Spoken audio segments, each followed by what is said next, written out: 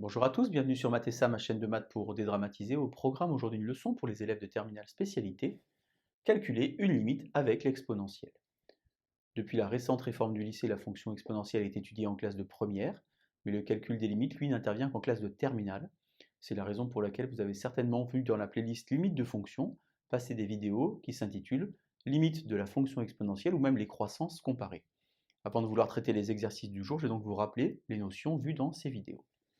On a donc la limite de e de x lorsque x tend vers plus l'infini qui vaut plus l'infini, et la limite de e de x lorsque x tend vers moins l'infini qui vaut 0. On dit alors que la droite d'équation y égale à 0 est asymptote horizontale à la courbe. Je vous insère sur la partie droite une capture d'écran de la calculatrice. Vous remarquez en bleu la représentation graphique de la fonction exponentielle et en rouge l'asymptote horizontale. Pour les croissances comparées, on va donc évaluer la limite de e de x sur x. Alors il s'agit finalement d'une forme indéterminée, puisque l'exponentielle tend vers plus l'infini et que x tend également vers plus l'infini. Cependant, grâce à notre échelle de valeurs vue dans la précédente vidéo, eh bien on sait que c'est l'exponentielle qui gagne, et donc la limite, ça fait plus l'infini. Au voisinage de moins l'infini, on a donc 0 fois l'infini, qui fait donc aussi une forme indéterminée, mais c'est également l'exponentielle qui gagne, et donc ça fait 0. Il existe une généralisation des croissances comparées. En fait, on va avoir une échelle de valeurs entre e de x et x puissance n, avec pour tout n qui appartient à n étoiles, eh bien, e de x sur x puissance n qui tend quand même vers plus l'infini. Ça veut dire que si vous avez e de x sur x puissance 10 000, eh bien, c'est quand même l'exponentielle qui gagne, et x puissance n e de x qui va tendre également vers 0 au voisinage de moins l'infini. On va commencer par travailler sur le premier exemple qui est ici, et puis comme d'habitude sur la partie droite, deux exercices pour vous entraîner. Donc on a ici pour tout x qui appartient à R, f de x égale e de x plus 3 sur 1 plus e de x. Vous savez qu'une exponentielle est toujours positive, donc au dénominateur on ne pourra jamais avoir 0, puisque x appartient à R, on a donc un nombre positif plus un nombre positif. Au voisinage de plus l'infini, on a finalement l'infini sur l'infini. Il faut donc opérer une transformation, il faut factoriser par le terme prépondérant. Je pense que c'est une notion dont vous avez déjà entendu parler. Le terme prépondérant, le plus fort ici, c'est e de x. J'ai donc e de x, facteur de 1 plus 3 sur e de x, et au dénominateur, e de x, facteur de 1 sur e de x, plus 1. J'ai toujours une forme indéterminée, puisque j'ai e de x sur x, sauf que maintenant je peux simplifier cette expression. Donc je vais maintenant calculer la limite du numérateur. Alors e de x tend vers plus l'infini, au voisinage de plus l'infini, on l'a vu là. L'inverse d'un grand nombre, c'est un petit nombre, et 1 plus 0, ça fait 1. Pour le dénominateur, on a donc 1 sur e de x plus 1. Pour les mêmes raisons, ceci fait 0 plus 1, donc on a 1. Par quotient, on obtient que la limite de f de x au voisinage de plus l'infini, c'est 1. Et donc on peut dire que la droite d'équation y égale 1 est asymptote horizontale à la courbe.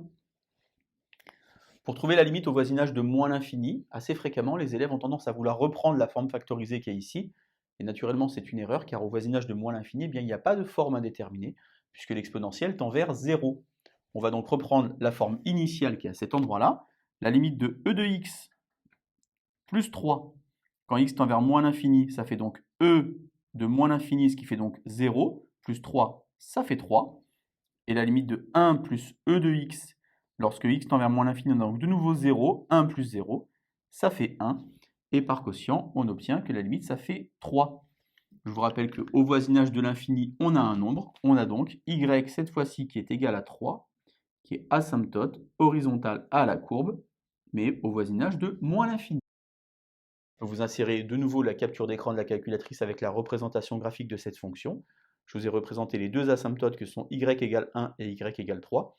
Et vous voyez naturellement qu'au voisinage de plus l'infini, eh bien, la représentation graphique de la fonction se rapproche de la droite y égale 1, et qu'au voisinage de moins l'infini, la représentation graphique de la fonction se rapproche de la droite y égale 3. Vous pouvez maintenant mettre en pause la vidéo et tenter de résoudre les deux exercices qui sont sur la partie droite pour voir si vous avez tout compris. Alors au voisinage de plus l'infini, si on regarde rapidement, on obtient donc infini moins infini, on a donc finalement une forme indéterminée, on va donc lever cette indétermination en factorisant par le terme prépondérant. On a donc e de x facteur de 1 moins x sur e de x plus 1 sur e de x. La limite de e de x au voisinage de plus l'infini, ça fait donc plus l'infini. Et on va donc évaluer 1 moins x sur e de x plus 1 sur e de x. Alors on reconnaît ici la croissance comparée qu'on avait notée ici avec n égale 1. Simplement, c'est l'inverse. Donc si au voisinage de plus l'infini, ça tendait vers plus l'infini, eh bien l'inverse va tendre vers 0. On va donc avoir 1 moins 0 plus 0, ce qui fait donc 1. Et par produit, la limite de f de x au voisinage de plus l'infini, ça fait donc plus l'infini. Au voisinage de l'infini, j'ai l'infini. La représentation graphique n'admet pas d'asymptote horizontale. Au voisinage de moins l'infini, comme tout à l'heure, on ne prend pas la forme factorisée qui est ici. On va prendre directement la forme initiale. On a ici e de x et ici moins x plus 1. La limite de e de x lorsque x tend vers moins l'infini, ça fait 0. Et attention, ici, la limite de moins x plus 1 lorsque x tend vers moins l'infini, ça va faire plus l'infini. En ajoutant les deux, par somme, on obtient que la limite de f de x, ça fait plus l'infini. Comme tout à l'heure, en l'infini, on a une infinie, il n'y a donc pas d'asymptote horizontale. Je vous insère également la capture d'écran de la calculatrice avec la représentation graphique de cette fonction, et vous voyez qu'on n'a pas d'asymptote horizontale à la courbe. Il existe cependant une asymptote oblique, mais vous verrez ça dans une autre leçon. Exercice numéro 2, on a donc f de x égale e de 1 sur x. Alors, la fonction est définie pour r étoile, ça veut dire finalement qu'il faudrait calculer 4 limites, en plus l'infini et en moins l'infini, en 0 moins et en 0 plus. Je vais déjà commencer par plus l'infini. Pour pouvoir calculer la limite de cette fonction, il faut donc opérer un changement de variable. Je vais donc poser grand X égale 1 sur x. Eh bien, lorsque petit x tend vers plus l'infini, grand X, lui, va tendre vers 0. Et e de 0, ça fait 1. Ça veut donc dire que lorsque x tend vers l'infini, la limite c'est 1.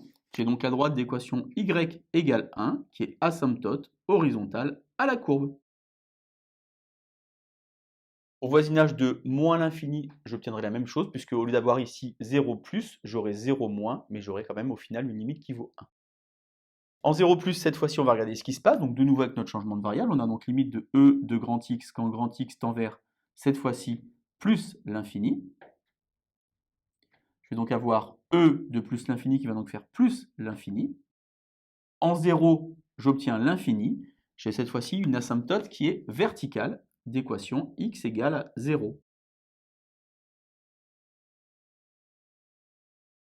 Enfin, en 0 moins, la limite de f de x lorsque x tend vers 0 moins, eh bien, je vais avoir e de grand X, cette fois-ci, va tendre vers moins l'infini.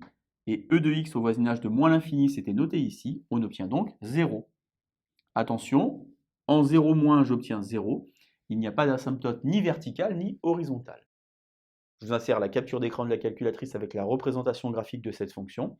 Vous voyez apparaître donc l'asymptote horizontale au voisinage de plus l'infini et l'asymptote verticale à droite de 0. Allez, je vous dis à bientôt. Bonne journée sur Matessa.